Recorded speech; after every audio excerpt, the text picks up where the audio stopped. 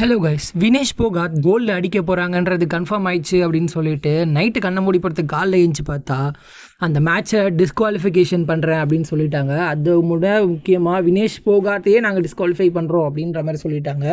இப்போ என்ன நடந்துச்சு அப்படின்னா, ஒரு 100 கிராம் நீங்கள் எக்ஸ்ட்ரா இருக்கீங்க, அதனால் இது ஒரு ப்ராப்பரான ரிசல்ட் கிடையாது அப்படின்றதுனால உங்களை டிஸ்குவாலிஃபை பண்ணுறோம் இந்த மேட்ச்லேருந்து அப்படின்னு சொல்லி அந்த மேட்ச்சில் தோற்ற அந்த ஆப்போனன்ட் ரெஸ்லரை ஃபைனல்ஸுக்கு இப்போ மூவ் பண்ணியிருக்காங்க. இதுக்கு காரணம் என்ன அப்படின்னா, எல்லாமே கவனக்குறைவுன்னு தான் நான் சொல்லுவேன். ஏன் ஒரு மேட்ச் நடக்கிறதுக்கு முன்னாடியே அவங்களுக்கு தெரியாதா அவங்க வெயிட் அதிகமாக இருக்காங்களா இல்லையா அப்படிங்கிறதுலாம்?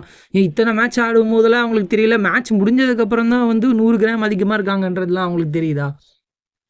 ஆல்ரெடி இங்கே அம்பையர் பிரச்சனை, அந்த பிரச்சனை, இந்த பிரச்சனை இந்த ஒலிம்பிக்ஸில் நிறையா ஓடிக்கிட்டு இருக்கு. பத்தாவதுக்கு ஒரு பெண்ணை ரொம்ப மோசமாக பேசி இங்கே பாக்ஸர் ஆம்பளை மாதிரி இருக்காங்க அப்படின்னு சொல்லிலாம் பேசிக்கிட்டு ஏக்கச்சக்கமான கமெண்ட்ஸ் இப்போ போய்கிட்டு தான் இருக்குது.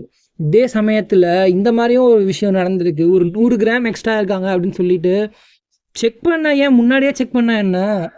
மேட்ச் முடிஞ்சதுக்கப்புறம் தான் அவங்க செக் பண்ணுவாங்களா? இப்போ கோல்டு அடிப்பாங்கன்னு நினச்சி எல்லாருமே நம்பிட்டு இருந்தாங்க. ஆனால் இப்போ அந்த கோல்டு இல்லை அப்படின்னு நினைக்கும் போது ரொம்பவே ஃபீலிங்காக தான் இருக்குது. குவாலிஃபையிங் மேட்ச் முடிஞ்சதுக்கப்புறமாவே அவங்களுக்கு டீஹைட்ரேஷன் ஆச்சு அப்படின்னு சொல்லி ஹாஸ்பிட்டல்லாம் போயிருக்காங்க. ஸோ நிறையா தண்ணி குடிக்கணும் அப்படிங்கிற மாதிரிலாம் சொல்லியிருக்காங்கன்னு சொல்லி அவங்க கோச்லாம் இப்போ சொல்லிட்டு இருந்தாங்க. பட் அதாவது இந்தியன் ஒலிம்பிக் கமிட்டிலேருந்து இந்த மாதிரிலாம் சொல்லியிருந்தாங்க. ஆனால் ஒரு 100 கிராம் அப்படிங்கிறது ரொம்ப அதிகம் இல்லை அப்படின்னாலும் ஏன் நீங்கள் முன்னாடியே செக் பண்ணல அப்படிங்கிறது ஒரு கொஷின் இருக்குது. ப்ளே ஆகி அவங்க ஃபைனல்ஸ் போனதுக்கப்புறம் தான் அவங்களுக்கு இந்த மேட்டர்லாம் தெரிய வருதா? ஏன்னா ரொம்ப கஷ்டப்பட்டு தான் 2016 அவங்களுக்கு ஒரு இன்ஜூரி, 2019 சரியாக போகலை. இந்த இதுலையாவது ஜெயிக்கணும்னு சொல்லி முன்னேறி வந்தால் அதுவும் இப்படி அன்லக்கியாகவே போயிடுச்சு.